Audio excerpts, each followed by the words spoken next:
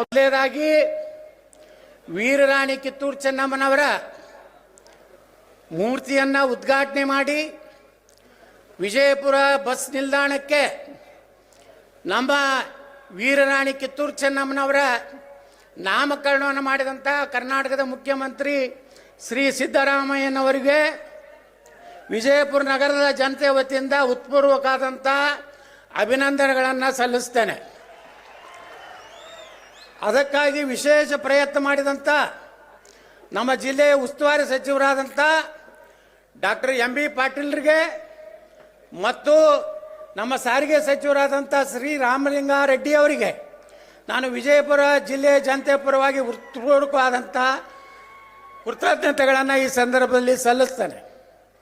ಯಾಕಂದರೆ ಯಾರು ಒಳ್ಳೆಯ ಕೆಲಸ ಮಾಡಿರ್ತಾರೆ ಅವ್ರಿಗೆ ಅಭಿನಂದನೆಯನ್ನು ಹೇಳಬೇಕಾಗಿದ್ದು ನನ್ನ ಧರ್ಮ. ನನ್ನ ಸಂಸ್ಕಾರ ಏನು ಕಲಿಸಿದೆ ಅಂದರೆ, ಇವತ್ತು ಸಿದ್ದರಾಮಯ್ಯನವರು ಒಳ್ಳೆ ಕೆಲಸ ಮಾಡಿದಾಗ ಸರ್ಕಾರದ ಕಾರ್ಯಕ್ರಮದಲ್ಲಿ ಅವರಿಗೆ ಅಭಿನಂದನೆಯನ್ನು ಗೌರವ ಕೊಡುವಂಥದ್ದು ನನ್ನ ಧರ್ಮ ಮತ್ತು ಕರ್ತವ್ಯ ಅಂತ ನಾನು ತಿಳ್ಕೊಂಡಿದ್ದೇನೆ. ಇದಕ್ಕಾಗಿ ಯಾರಿಗೂ ಅಂಜುವ ಅವಶ್ಯಕತೆ ನನಗಿಲ್ಲ. ಮತ್ತು ನಾನು ಸಿದ್ದರಾಮಯ್ಯನವರೇ ಏಜೆಂಟ್ ಅಲ್ಲ. ಕೆಲವೊಂದು ಮಂದಿ ಹೊಯ್ಕೋತಾರೆ ನನ್ನ ಮ್ಯಾಗ ಸಿದ್ದರಾಮಯ್ಯ ಏಜೆಂಟ್ ಅಂತ. ನಾ ಎಂದೂ ಅವ್ರ ಬಳಿ ಹೋಗಿಲ್ಲ, ಮುಖ್ಯಮಂತ್ರಿಗಳ ಬಳಿ. ಆದ್ರೆ ಅವ್ರು ಒಳ್ಳೇದು ಮಾಡಿದಾಗ ಅವಾಗ ಕೆರೆ ತುಂಬ ಕಾರ್ಯಕ್ರಮ ಮಾಡಿದ್ರು. ಬೇಗಂ ತಲಾಬ್ ಕೆರೆಯಲ್ಲಿ ತಾವು ಮುಖ್ಯಮಂತ್ರಿ ಇದ್ದಾಗ ನಾ MLC ಆಗಿದ್ದೆ. ಅವಾಗೂ ನಿಮ್ಗೆ ಅಭಿನಂದನೆಗಳನ್ನು ಧನ್ಯವಾದಗಳನ್ನು ನಾನು ಸಲ್ಲಿಸಿದ್ದೇನೆ. ಇವತ್ತಿಗೂ ವಿಜಯಪುರದಲ್ಲಿ ಅಕ್ಕ ಮಹಾದೇವಿ ಯೂನಿವರ್ಸಿಟಿ ಹೆಸರಿಟ್ಟಂಥ ನಿಮಗೆ, ಎಂ.ಬಿ. ಪಾಟೀಲ್ರಿಗೆ ಬಸ್ ಸ್ಟ್ಯಾಂಡಿಗೆ ಚೆನ್ನಮ್ಮನ ಮೂರ್ತಿ ಕೊಟ್ಟು ಅಲ್ಲಿ ಜಾಗ ಕೊಡಿಸಿದಂಥ ನಿಮಗೆ, ಎಂ.ಬಿ. ಪಾಟೀಲ್ರಿಗೆ, ರಾಮಲಿಂಗಾರೆಡ್ಡಿಗೆ ಅಭಿನಂದನೆಗಳು.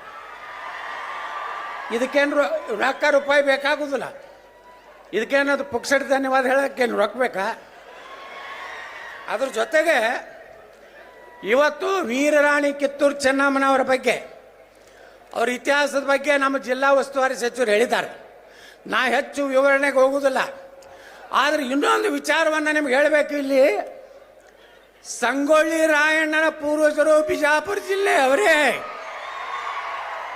ಇದೇ ಅತರ್ಗಾತಿಯನ್ನು ಕರಿತೀವಿ. ಹತ್ತರಿಕೆಯವರು ಅವ್ರ ಪೂರ್ವಜರು. ಅವತ್ತಿನ ಕಾಲಾನು ಆಗ ಅನಿವಾರ್ಯವಾಗಿ ನಮ್ಮ ಬಿಜಾಪುರ ಅಂದರೆ ಬರಗಾಲ ಇತ್ತು. ಬರಗಾಲ ನಾಡಿದ್ದಾಗ ಆ ಸಂಗೊಳ್ಳಿ ರಾಯಣ್ಣನ ಪೂರ್ವಜರು ಸಂಗೊಳ್ಳಿಗೆ ಹೋಗಿ ಅಲ್ಲಿ ವಾಸನೆ ಮಾಡಿದ್ರು. ಹೀಗಾಗಿ ಸಂಗೊಳ್ಳಿ ರಾಯಣ್ಣ ಭೂಮಿನೂ ಬಿಜಾಪುರದೇ ಅನ್ನುವಂಥದ್ದು ನಾವು ಎಂದು ನೆನಪಾರ್ಲಿಕ್ಕೆ ಸಾಧ್ಯ ಇಲ್ಲ. ತಾಯಿ ಮಗನ ಸಂಬಂಧ ಬರೇ ವೀರರಾಣಿ ಕಿತ್ತೂರು ಚೆನ್ನಮ್ಮ ಅಥವಾ ಸಂಗೊಳ್ಳಿ ರಾಯಣ್ಣ ಹೋರಾಟ ಅಟ್ಟೆ ಮಾಡಿಲ್ಲ.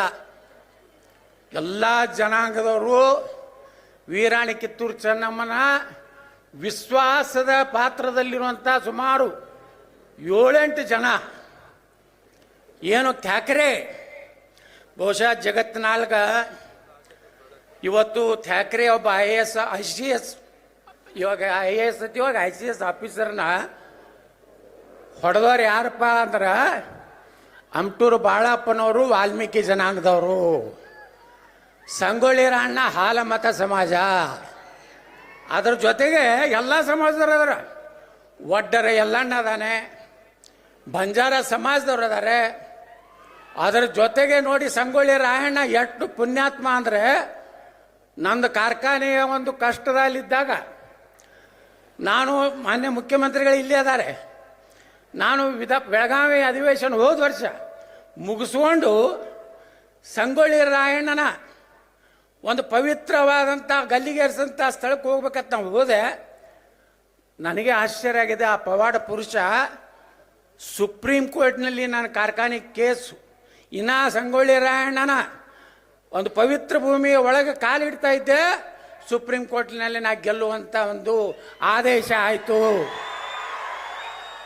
ನಾನು ಮಹದೇವಪ್ಪ ಸಾಹೇಬ್ರಿನಾಗಿ ಮಾತಾಡ್ತಾ ಇದ್ದೀವಿ. ಈ ಒಂದಿನ ಹೋರಾಟಗಾರರು ಸ್ವಾರ್ಥಕ್ಕಾಗಿ ಎಂದು ಹೋರಾಟ ಮಾಡಲಿಲ್ಲ, ಕುರ್ಚಿಗಾಗಿ ಹೋರಾಟ ಮಾಡಲಿಲ್ಲ. ಇವತ್ತು ವೀರರಾಣಿ ಕಿತ್ತೂರು ಚೆನ್ನಮ್ಮನೋಡ ಗಟ್ಟಿ ನಿಂದಿರ್ಬೇಕಾದ್ರೆ ಸಂಗೊಳ್ಳಿ ರಾಯಣ್ಣ, ಅಮಟೂರು ಬಾಳಪ್ಪ, ಒಡ್ಡರ ಎಲ್ಲಣ್ಣ ಇವರೆಲ್ಲ ರೊಕ್ಕಕ್ಕಾಗಿ ನಿಲ್ಲಲಿಲ್ಲ, ಈ ದೇಶದ ಸ್ವಾತಂತ್ರ್ಯಕ್ಕಾಗಿ ಹೋರಾಟ ಮಾಡಿದಂಥ ಪುಣ್ಯಾತ್ಮರು. ನಾವು ಬರೀ ವೀರರಾಣಿ ಕಿತ್ತೂರು ಚೆನ್ನಮ್ಮ ಒಂದು ಜಾತಿಗೆ ಹೋಲಿಸ್ತೀವಿ ಅಲ್ಲ. 1857ಕ್ಕಿಂತ ಮುಂಚೆ ಭಾರತದಲ್ಲಿ ಒಬ್ಬ ಮಹಿಳಾ ಸ್ವಾತಂತ್ರ್ಯ ಹೋರಾಟಗಾರ್ತಿ ಯಾರಪ್ಪ ಅಂದರೆ ಅದು ವೀರರಾಣಿ ಕಿತ್ತೂರು ಚೆನ್ನಮ್ಮ, ಕ್ರಾಂತಿವೀರ ಸಂಗೊಳ್ಳಿ ರಾಯಣ್ಣದ ಭಾಳ ಅಭಿಮಾನದಿಂದ ಹೇಳಿಕ್ಕೆ ನಾನು ಬಯಸ್ತಾ ಇದ್ದೀನಿ ಬಂಧುಗಳೇ. ಈಗ ಇಷ್ಟಕ್ಕೆ ಸಾಕಿದು, ಇನ್ನು ಮುಂದೆ ನಮಗೇನು ಬೇಕು ಅನ್ನೋ ಒಂದು ಬೇಕಲ್ಲ. ನೋಡ್ರಿ, ಸಂಗೊಳ್ಳಿ ರಾಯಣ್ಣವ್ರು ಗಲ್ಲಿಗೇರ್ಸದತ್ ನಾವೆಲ್ಲ ಮಾತಾಡ್ತೀವಿ, ಆದ್ರೆ ಅವ್ರ ಜೋಡ 7 ಮಂದಿನ ಗಲ್ಲಿಗೇರ್ಸಿದ್ರು. ಎಲ್ಲ ಜನಾಂಗದವರು 7 ಮಂದಿ ಪ್ರಾಣ ಕೊಟ್ಟರು ನಗನಗತ. ಹೆಂಗೆ ಭಗತ್ ಸಿಂಗು ಈ ದೇಶಕ್ಕೆ ನಗನಗತ ತನ್ನ ಗಲ್ಲಿಗೆ ಇರಿಸುವಂಥ ಕಾಲದಲ್ಲಿ ನಕ್ಕೊತ್ತ ಪ್ರಾಣ ಕೊಟ್ಟ, ಹಂಗೆ ಸಂಗೊಳ್ಳಿ ರಾಯಣ್ಣ ಜೊತೆಗೆ ಸಂಗೊಳ್ಳಿಯ ರಾಯಣ್ಣ ರೋಗಣ್ಣವ್ರು, ಇವರು ಸಂಗೊಳ್ಳಿ ರಾಯಣ್ಣ, ರೋಗಣ್ಣವ್ರ ಅಡ್ಡ ಹೆಸರು. ಬಾಳು ನಾಯಕ್, ಮಲ್ಲ ನಾಯಕ್ ವಾಲ್ಮೀಕಿ ಜನಾಂಗದವರು, ಬಸಲಿಂಗಪ್ಪ ಹನಬರಟ್ಟಿ, ಕರಬಸಪ್ಪ ಬೆಳವಡಿ, ಭೀಮಾ ಜಿಡ್ಡಿಮನಿ ಹೊಗರ್ತಿ, ಕೆಂಚಪ್ಪ ಸಂಗ್ರೇಸ್ಕೊಪ್, ಅಪ್ಪೋಜಿ ನಾಯಕ ಸುತ್ತಗಟ್ಟಿ. ಇವ್ರಿಗೆ 7 ಮಂದಿಗೆ ಒಂದೇ ದಿವಸ ಸಾರ್ವಜನಿಕವಾಗಿ ಗಲ್ಲಿಗೇರಿಸಿದ್ರು. ಜೀವಾವಧಿಗೆ ಶಿಕ್ಷೆಗೆ ಒಳಗಾದಂಥವ್ರು ರುದ್ರ ನಾಯಕ್, ನೀಲಾ ನಾಯಕ್ ಬೆಳವಡಿ, ಎಲ್ಲ ನಾಯಕ್ ಬೆಳವಡಿ, ಅಪ್ಪುಹುಣಿ ತಿಗಡೊಳ್ಳಿ, ರಾಣೋಜಿ ಕೊಂಡ ಮಜ್ಜಿಗವಾಡ, ಕೋಣೇರಿ ತೋಪಿನಕಟ್ಟಿ, ನೇಮಣ್ಣ ಕೊಡಚೋಹಾಡ್. ನೋಡ್ರಿ, ಅವ್ರು ಯಾರೂ ಹೆಸರು ಇಲ್ಲ, ಅವ್ರದ್ದು ಎಲ್ಲಿ ಫೋಟೋ ಇಲ್ಲ, ಆದರೂ ನಾವೆಲ್ಲ ಇವತ್ತು ನೆಮ್ಮದಿಯಿಂದ ಈ ದೇಶನಾಗ ಇರಬೇಕಾದ್ರೆ ಅಂಥ ಪುಣ್ಯಾತ್ಮರ ಪಾದ ಕಮಲಗಳಿಗೆ ನಾನು ನಮಸ್ಕಾರ ಮಾಡಿ, ಇವತ್ತು ಈ ಕಾರ್ಯಕ್ರಮ ಸರ್ಕಾರ ಕಾರ್ಯಕ್ರಮ, ಇಲ್ಲೇನು ಟೀಕೆ ಟಿಪ್ಪಣಿ ಇರುವುದಿಲ್ಲ. ಹಾಂ, ನಮ್ಮ ಮಾಧ್ಯಮದವ್ರು ಹೇಳ್ತಾರೆ ಯತ್ನಾಳ್ ಭಾಳ ಸಪ್ಪೆ ಮಾತುಗಳನ್ನು ಮಾತನಾಡಿದರು ಅಂತ ಬರೀತಾರೆ. ಅದಕ್ಕೆ ನಾ ಮಾನ್ಯ ಮುಖ್ಯಮಂತ್ರಿಗಳಿಗೆ ವಿನಂತಿ ಮಾಡ್ಕೋದೇನೆಂದ್ರೆ, ನಮ್ಮ ವಿಜಯಪುರ ನಗರಕ್ಕೆ ಇವತ್ತು ಸುಮಾರು 160 ಕೋಟಿ ರೂಪಾಯಿ ಒಂದು ಫ್ಲೈಓವರ್ ಆಗಬೇಕಾಗಿದೆ. ಅದು ಸಂತ ಕನಕದಾಸ ಸರ್ಕಲ್ ಬಾಬಾ ಸಾಹೇಬ್ ಅಂಬೇಡ್ಕರ್ ಅವರ ಮಾರ್ಗದಿಂದ ಛತ್ರಪತಿ ಶಿವಾಜಿ ಮಾರ್ಗದವರೆಗೆ 160 ಕೋಟಿ ರೂಪಾಯಿ ಒಂದು ಫ್ಲೈಓವರನ್ನು ತಾವು ಮಂಜೂರು ಮಾಡಬೇಕಂತೇಳಿ ನಾವು ವಿನಂತಿ ಮಾಡ್ಕೋತೀನಿ. ಅದರ ಜೊತೆಗೆ ನಾನು ಇನ್ನೊಂದು 32 ಕೋಟಿ ರೂಪಾಯಿ ಮನೆ ವಿಧಾನಸಭೆಯಲ್ಲಿ ನಾನು ವಿನಂತಿ ಮಾಡ್ಕೊಂಡೇನೆ. ಜೋರಾಪುರ ಪೇಟೆಯಲ್ಲಿ ಏನು ಪರಿಹಾರ ಕೊಡಬೇಕಾಗಿದ್ದು ಕೊಟ್ಟರೆ, ಈ ಬಾಬಾ ಸಾಹೇಬ್ ಅಂಬೇಡ್ಕರ್ ಅವ್ರ ಮಾರ್ಗ ಭಾಳ ದೊಡ್ಡದಾದಂಥ ಒಂದು ರಸ್ತೆ, ಅದಕ್ಕೆ ಜನರಿಗೆ ಪರಿಹಾರ ಕೊಡಬೇಕಂತೇಳಿ ನಾನು ಈಗಾಗಲೇ ಮಾನ್ಯ ಸುರೇಶ್ ಅವ್ರಿಗೆ ವಿನಂತಿ ಮಾಡ್ಕೊಂಡಿದ್ದೇನೆ.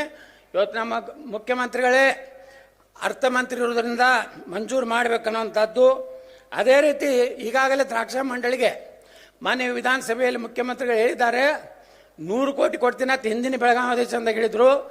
ಮಾನ್ಯ ಹೇಳಿದ್ರು ಬರೀ 10 ಕೋಟಿ, ಎಷ್ಟು ಬೇಕಟ್ಟು ಕೊಡಲಿಕ್ಕೆ ನಾನು ರೆಡಿ ಮಿಸ್ಟರ್ ಯತ್ನಾಳ್ ಅಂತ ಹೇಳಿದ್ದಾರೆ.